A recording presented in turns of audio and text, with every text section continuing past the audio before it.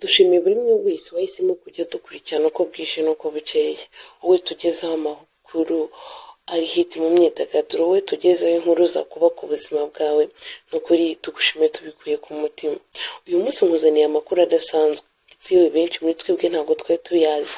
Nakubwiye ko nzajya nkuzanira amakuru amwe utekereza ko nyine atigeze aho ushobora kuzajya uyabonera ku gihe.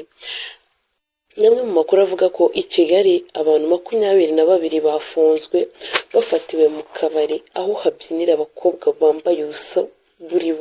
Iyo umuntu bivuze kwambara ubusa buri ni ukuvuga ko umuntu aba abyina nta mwenda n'umwe yambaye.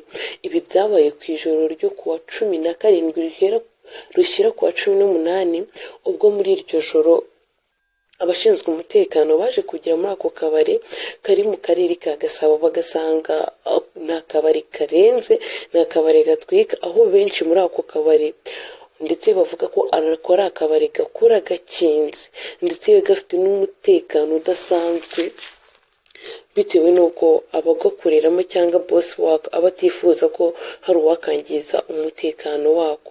Abantu benshi twataye uwo muntu, abantu benshi tumaze kugira amarangamutima atari meza, abantu benshi tumaze guta indangagaciro z'abanyarwanda, aho usanga abakobwa b'abanyarwanda ndetse yewe n'abagabo bafite abagore babo n'abasore bashaka kuzubaka ingo zabo bari kujya muri ako kabari ndetse bakabyina n'abakobwa bambaye ubusa. Benshi barimo baribaza ko ibintu bitabaye, ariko bavuze ko nyiri ako kabare no mu mwaka wa 2023 nabwo yigeze gufungirwa akabare gutyo. Aka kabari nako kari mu Gasyata. Urumva uyu muntu ubucuruzi bwo gucuruza abantu yamaze kubugira public, ntabwo ari ubucuruzi nyine agihindinga, ntabwo bukiri private. Ako nkibaza leta nigiri idufashe kandi iki nanone tubwira buri umwe wese umaze kugira imyaka 18 kuzamura ko atari byiza gukoresha drug.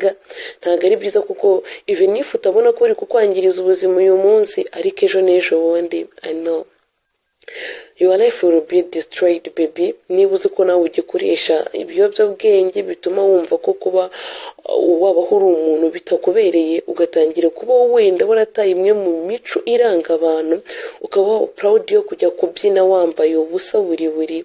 Please, we mukobwa, wowe mu mama, we muntu uri kubikora kugira ngo ubone amafaranga, najya nkubwiza ukuri ko Imana ko hari inzira nyinshi ushobora kuba wakoresha ukabona amafaranga utanyujije muri izo nzira. So rero this is your time.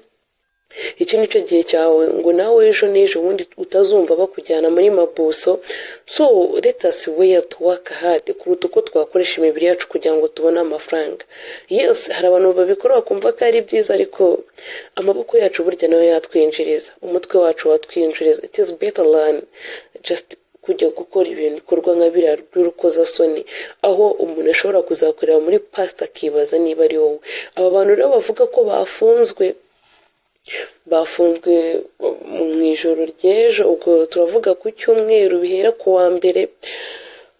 Ni inkuru itugezeho vuba aha ngaha, kandi bavuga ko aba bantu bose bakiri mu rwego rushinzwe iperereza muri RIB. So ayo niyo makuru nari ngufite. Rero wowe muntu ukiri muratekereza ko kuba wajya mu bikorwa bimeze gutyo, ndagira ngo ubwire ko na leta ihari kugira ngo igukebure. So please, reka twambare neza, kandi ikindi nanone nitujya kwishimisha tujye dutekereza kabiri. Murakoze cyane, mwari kumwe nanjye Odette Ingabire wizimugwaneza Lance. Mukomeze kudushyigikira, turabakunda cyane.